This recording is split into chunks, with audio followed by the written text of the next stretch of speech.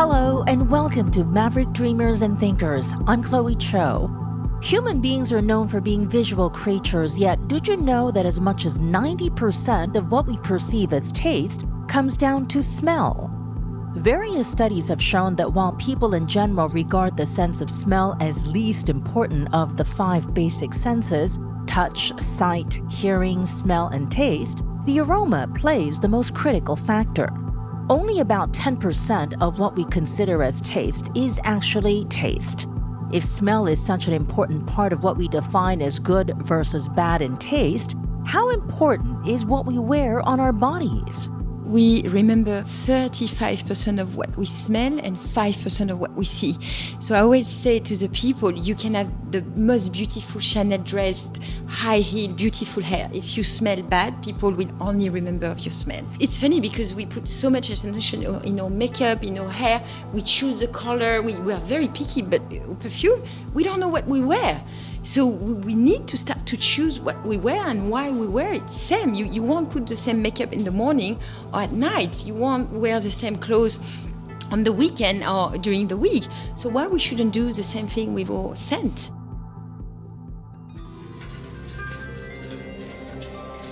Perfumes have long been associated with the element of romance and seduction. Cleopatra is said to have greeted Roman general Mark Antony on a boat with perfumed sails after Julius Caesar was assassinated and became the queen of Egypt around 3000 BC. What is the secret to the art of seduction today? How do you smell sexy? There are ingredients made to make you sexy. A number. Any animalic note, any spicy note, the tonka, the vanilla, what we call the oriental note. I will not advise you to put that in the morning and to have an important meeting in front of your boss because he will send another message. But you should put that at a dinner with someone you love and you want to spend the rest of your life. So you have to be empowered and to send the right message. A lot of women come to me and say, oh, I have an interview. Which perfume should I wear? I say, wear something really fresh where you feel at ease because you're probably going to be a bit stressed. So don't wear any too powered perfume like patchouli, like heavy oriental note because he will send not the right message to your future boss. So a lot of people come to me and say, oh, I'm going to travel in a country where it's cold. So then when you go to Paris now, you can have a beautiful woody note with a bit of ambery note that you cannot wear in Singapore. It will be overwhelming. Also, it's so hot here. Meet perfume industry veteran Johanna Monange, who's out to create a personalized fragrance experience for the digital age. After more than 2 decades in the perfume industry, she recently struck out on her own and opened a Maison 21G in Singapore and Sydney. Hello, Johanna. Very nice to meet you. We're here in a Maison 21G. Right? So custom-tailored perfumes. Absolutely. I'm here to encapsulate the scent of your soul in a 21-gram bottle. There is a beautiful story that says when you die, you lose exactly 21 grams, and it's supposed to be the weight of your soul coming out of your body. So I think the soul is something quite intangible. It says a lot about yourself, but there is no color, there is no shape. And the 5th sense is the same. It's the most difficult sense because you can't see, smell, you can't touch it. So my idea is to encapsulate the scent of your soul in a 21-gram bottle. How did this idea come about? You've only been in business for about, 3-4 months? Yeah, 4 months. But I have been in the perfume industry, the very secret perfume world for 20 years, working for all the big famous brands. And I decided to break free. It was difficult because, there is less nose in the world than astronauts. So we are very rare people. You invest a lot in your training in becoming a scent designer, a nose. And it's a fantastic, glamorous world because you work for YSL, Christian Dior, Paco Rabanne, and they make this beautiful products, big launches. You are in big corporation. But my work, what was 20 years ago has completely evolved and it's losing its soul. So it's why I decided to break free, to bring back the creativity and the quality for everybody. The perfume industry, as big as it is getting, why is it losing its soul? It's a kind of monopoly, so all the brand has been acquired by big group like L'Oréal, Estée Lauder, Coty, so they own more than 80% of the market, and their purpose is to sell 1 cent to the whole world. Now, when we design a product for a big brand, we need to fit the French people, the German, the American, the Brazilian, the Chinese, the Korean. So it's almost impossible. So if you ask me to do a common scent for all these people, I'm going to end up to do a floral, fruity, gourmand nut. So the market is full of floral, fruity, gourmand nut. We do this huge consumer test where we make sure that everybody quite like it. So there is no more polarization. Like a Chanel No. 5 would be impossible to launch today because half of the population will reject it straight away. And actually, when you smell Chanel No. 5 blind, nobody likes it. It's a very difficult scent. That's very interesting. But at the same time, you have this huge celebrity perfume mass market, from everybody from Rihanna, Beyonce to J-Lo. I mean, that's sort of the lower end perfumes. And it seems like we're getting so many more varieties almost on a weekly, if not daily basis. It's crazy. We used to have like 200 launch per year. Today we're at 5,000 products per year. So most of them are not relaunched. They are what we call flanker.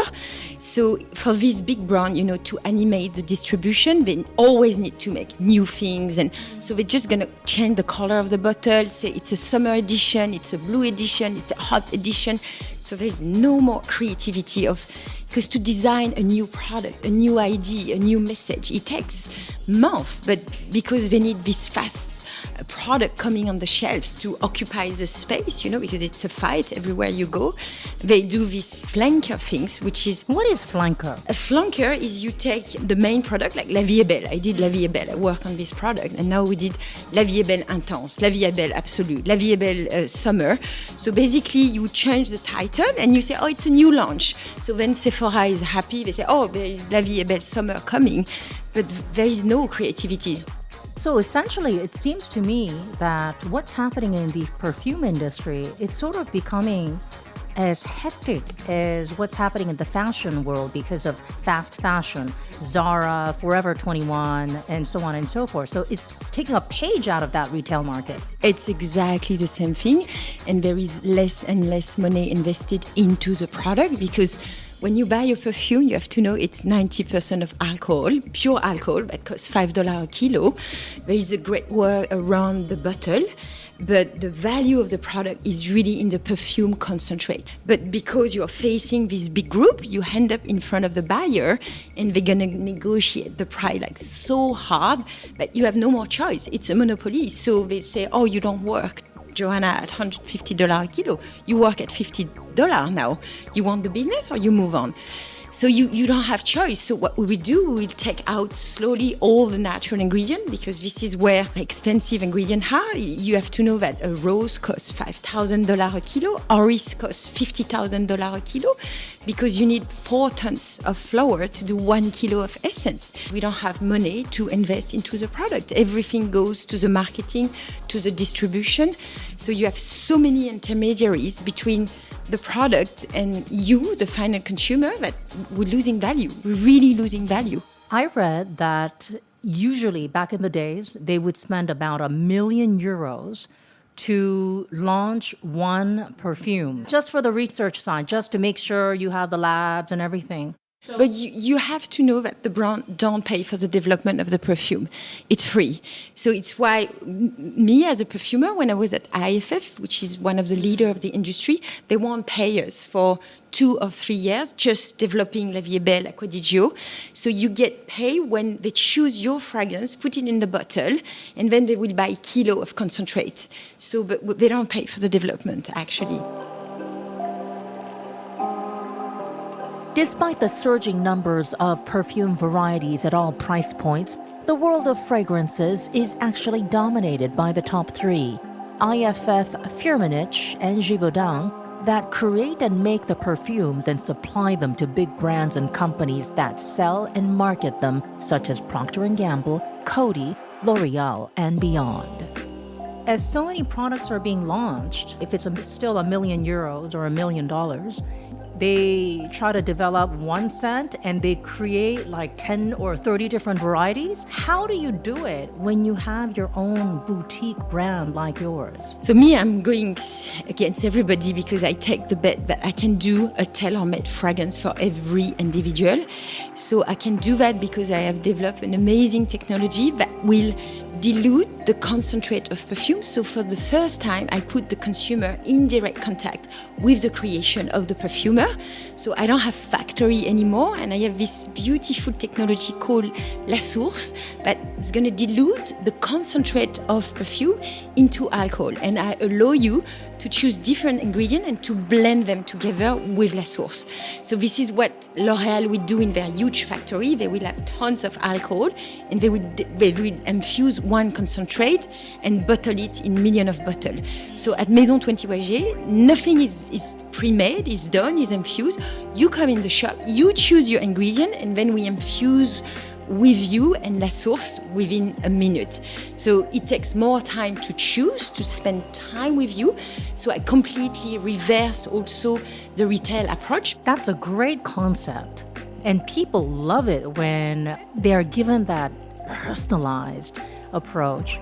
But, you can also become a victim of your own success because all of a sudden, if you have 100 people storming into the shop saying, oh, look at me, that becomes challenging. I don't think it's an issue because first, it's a real innovation, it's a revolution, so it takes time to convince people they can do their own perfume.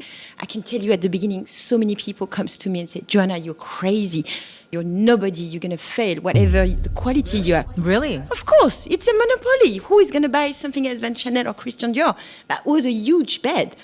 But now I see I can transform few people. We do the experience. They come back because they see the quality of the product.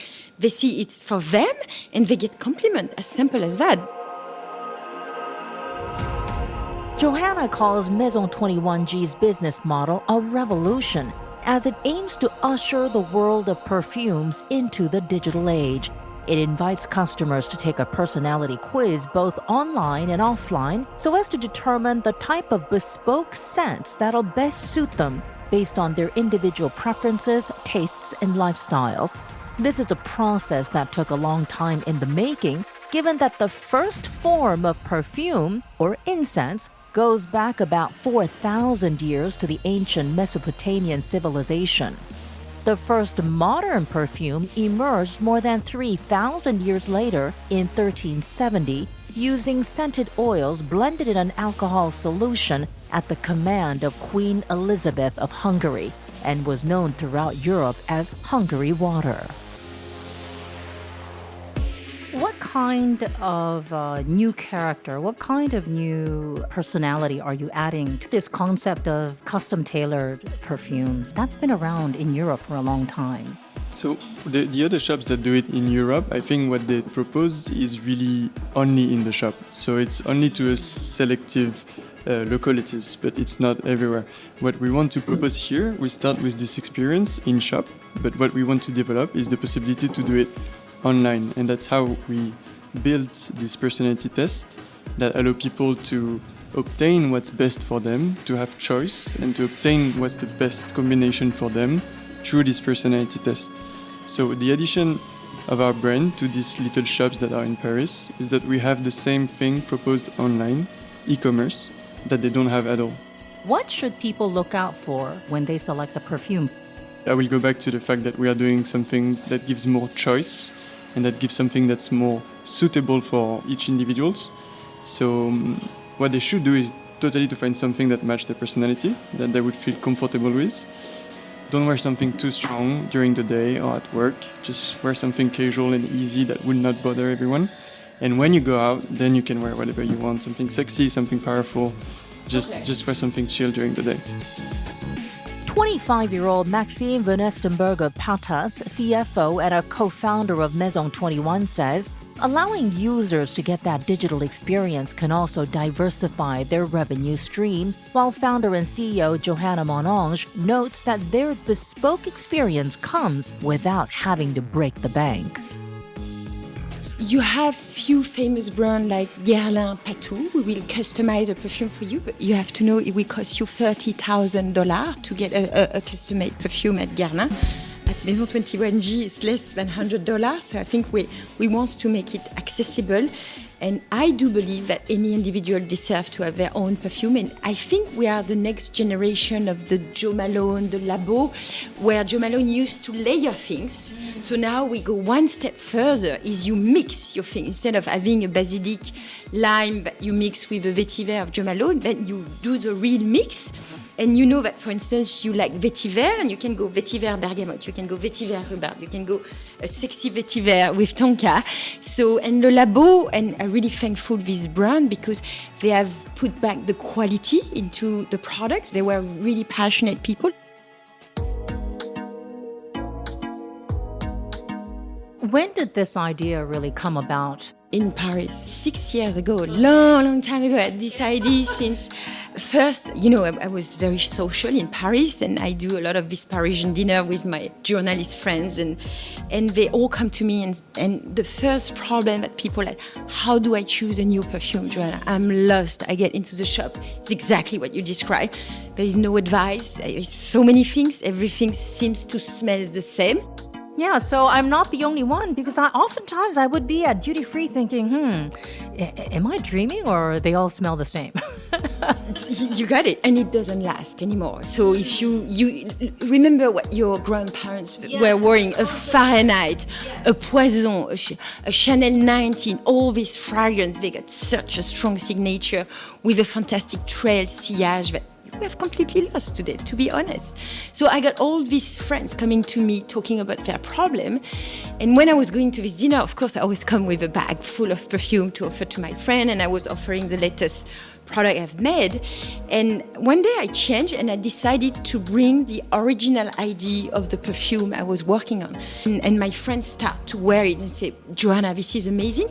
And you know what? This morning I took your tuberose with the orange flower, and I mixed them, and I was stopped in the street. A guy told me, you smell amazing. What is it? It's my perfume. I made it this morning. And this sentence blew me up. It's like, it's my perfume. I made it. And I said, okay. And my tagline is freshly made by you, for you. It's very selfish, but it works, because people, when they enter in the shop, they cannot exit without a perfume, because they choose, they blend, it totally becomes their product. And it's why it's so powerful, because they become my ambassador. I'm not imposing them. Today, I blend hundreds of perfume every day. And for instance, I find out rhubarbe and mimosa is a beautiful blend. I find out sandalwood and tonka is amazing. It will take me 3 years to make a blend like that for L'Oréal or any group. So every day, it's a new discovery. Maison 21G is among a growing number of bespoke perfume brands that are addressing changing consumer preferences for more custom-tailored scents, which account for about 10% of sales in an industry worth about $50 billion and rapidly growing. Le Labo and Jo Malone are among the indie names whose popularity propelled them into cult brands before they got acquired by big conglomerates for millions of dollars.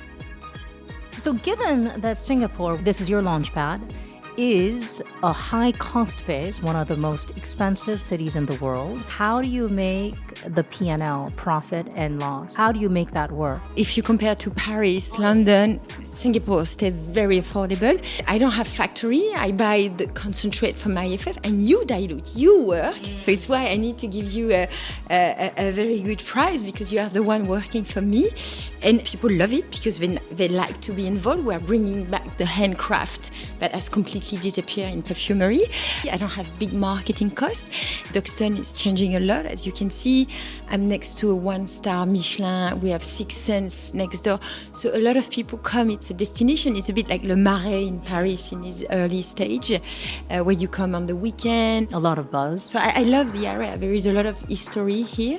So let's go to the entrepreneurial journey. You had this eureka moment. You wanted to personalize perfumes. You wanted to make sure each individual has and creates their own scent. So you decide to start up. How do you quit, find partners, and open up a boutique? Your business is only 3 months, 4 months, and you're in Singapore, and you already have another shop in Sydney. How do you get that much growth in such a short period of time? I really need to tell everybody that choosing to become an entrepreneur, it's a huge change in your life, and you need to become. A lot of people dream. We see beautiful example about startup. You have to be prepared. It's such a huge step in your life. It's a lot of, you suffer a lot, but there is so much joy with it. So it was a first phase where you need to exit your corporate world, where you have been really respected. And the good thing, I was not living for the competition, so it's why I could have a fantastic agreement with IFF. The first 2-3 months were the most difficult month of my life, I should say. And then you open the boutique, the first thing. What is really terrible, like the first day, it's completely empty because nobody knows you. And then you start your buzz, your communication, your event. We did this huge opening where 250 people coming. How did you get all those people to come and find out? I don't know. It just, we get the buzz. So we had this huge lunch, and after slowly the boutique gets traction, people talk about it, and the digital was the other challenge. So how to sell a perfume online? You don't smell. Why people are going to trust you, to buy something online? And I discovered the influencer world. These people, we're going to love your brand, talk about it, promote it. And that was a new world opening to me. Through Instagram, Facebook, Twitter, etc. Having this ambassador with millions of followers, thousands of followers, we come, do their perfume, just post, and instantly you have thousands of people, we see your brand. And so we did a lot of activation with influencers. We didn't even need to pay them because they love the brand. So for instance, Young Raja, this young rapper in Singapore, is half Indian. So he has this memory of sandalwood when he was a little kid. And he said, Johanna, I want to do a royal fragrance. And I said, royal? But then go for Oris. That was the favorite ingredient of Louis XIV. It costs $50,000 a kilo, but it's not a show-off ingredient. I was thinking like a rapper, he wants a oud or something really strong. Yes. But he went for Oris, and he found his story, he talked about it, so it was a beautiful encounter. And I think in my previous life, I would never have a chance to meet a rapper, or I had a partnership with a transsexual. She's an amazing woman. She was for 20 years a man, and she has been a woman for 10 years. It's a super beautiful woman. So you meet all these artistic people from different areas, and I love it. I really enjoy it. Do you feel overstretched? Here you are, running a shop, meeting rappers and transsexuals and influencers, and also trying to make the business run. Of course, you do have partners who help you, but isn't that really too much within a day? And you're also a mother, a wife. It's super overwhelming. And this morning I wake up and I told my husband, I'm still working at night. I'm in my shop. I'm on my website. Sometimes I wake up at 3 o'clock. I write my ID. I sleep at 3 o'clock. And the biggest struggle is the sleep. You need to get 5-6 hours of sleep. And if you don't get this quota of sleep, then you don't think as good as you can, because I'm a very creative person. I'm very active. And if my day could be 36 hours, it will help me. But you do it. You have no choice because you're passionate. You love what you do. But yeah, it's overwhelming. Absolutely. While mixing and mingling with rappers, transvestites, and influencers to promote Maison 21G, Johanna is taking a big, bold bet to disrupt the perfume industry, long known for being secretive and dominated by the big three, IFF, Firmenich, and Givaudan. It certainly helps that she managed to nab an exclusive supplier agreement with her former employer, IFF, for all of the ingredients required for perfume making. Do you think that they might have been interested in partnering with you because they see there's a niche market, especially in Asia? Everybody's struggling in Asia, to be honest.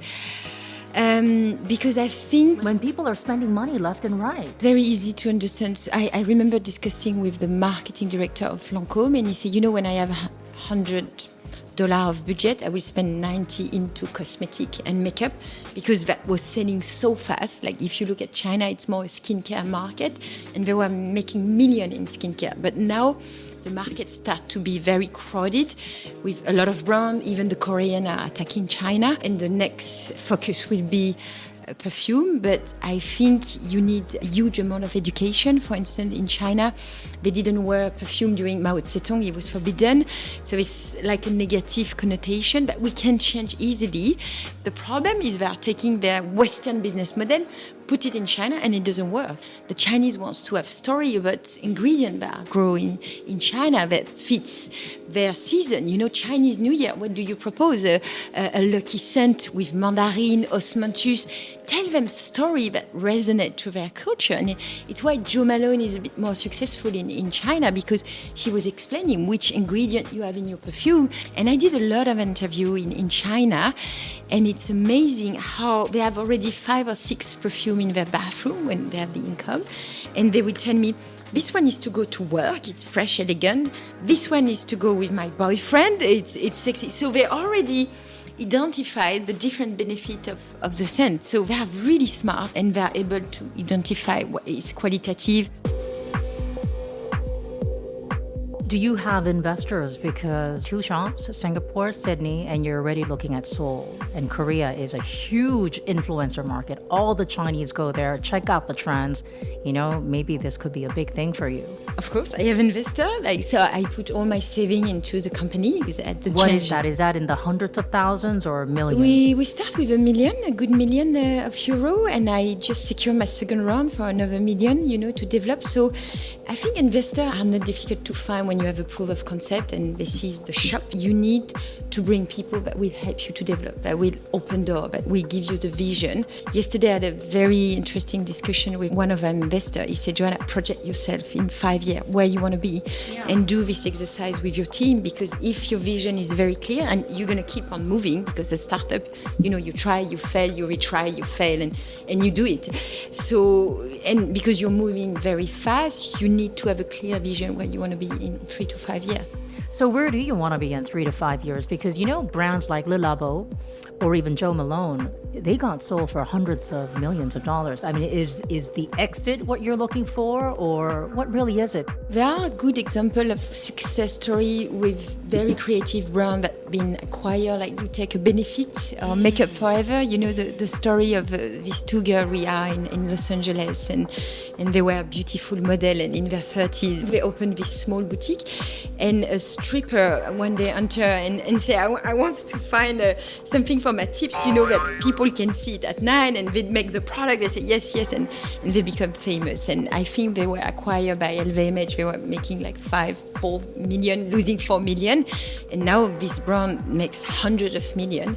So I think I want to stay independent as long as possible, surrounded by strong investors will help me to develop. Doing also joint venture, because if you go to Korea, for instance, it's very important to partner with people we know the country, the culture, the influencer. So I'm really open to do joint venture. And in 3 years or 5 years, if I have the chance to find a group that understands my business model and they keep me on board, but because I know the corporate world, so it would be easy for me to develop my business inside a big entity with much more, financial support, best marketing, I would be, of course, open to that.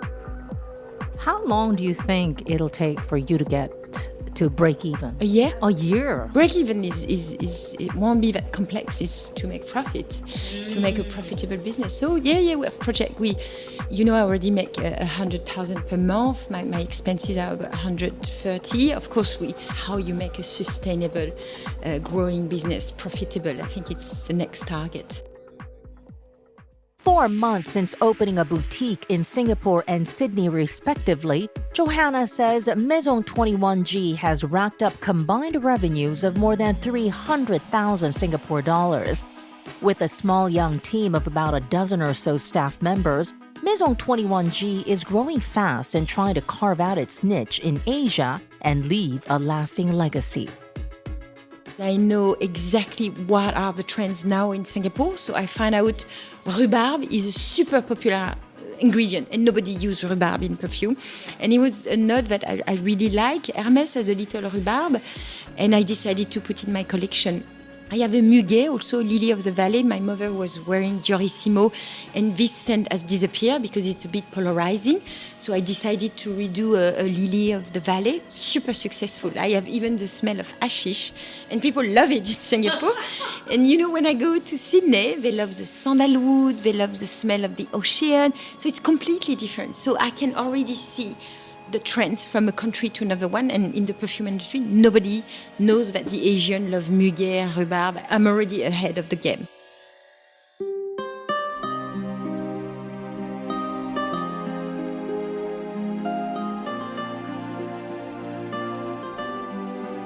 You sound so elated and you seem so excited about things to come. My purpose is to help women, and I think in Asia there's still a lot of countries where women are not treated in a nice way. So if I can transmit, and it's not just sending money, it's open school where we teach women perfumery, makeup, because we all want to be beautiful, whatever you're poor or rich. So I think there is tremendous potential in Asia to help women to go out of poverty by educating, teach them work. So if I can open some academy, in Asia, in Thailand, in Vietnam, in Cambodia, where you still have a lot of poverty, and educate people, give them the tools to learn a job, that would be my purpose in 10 years, to really transmit my knowledge and educate women to get out of poverty. When I arrive in Asia, they give me the creative role, to run all the creative center, the nose. And I was starting to do perfume, for detergent, for shampoo, for skincare at a very low cost. And I loved it. I found it was very fun. And I was doing this home visit, I would be going to the powerhouse in India, in Bangladesh. And I always remember this woman who were in Bangladesh. She was taking a shower. And you know what? It's more important to wash myself at the end of the day with a beautiful perfume soap than having a meal, because they feel so dirty about the life they have. So for them, the real luxury was to have a little bar soap with a nice smell, and it touched my heart. So it's why I say there's so many things to do in Asia. As Johanna, Maxime, and the team at Maison 21G stake their claim in an increasingly competitive boutique perfume market, winning investors and expanding their footprint, they're joining a growing number of brands that are out to challenge the mass-produced fragrance market. Maison 21G plans to open a boutique in Seoul, South Korea through a joint venture partnership, and possibly in the Middle East and China this year.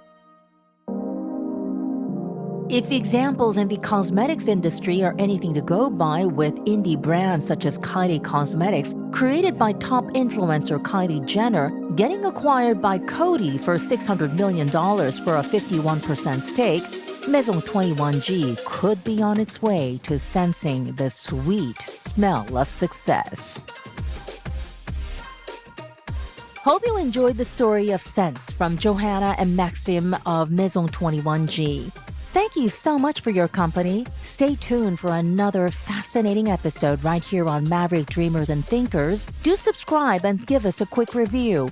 If you're on social media, do reach out and share what you think of the podcast. I'm Chloe Cho. Never stop dreaming.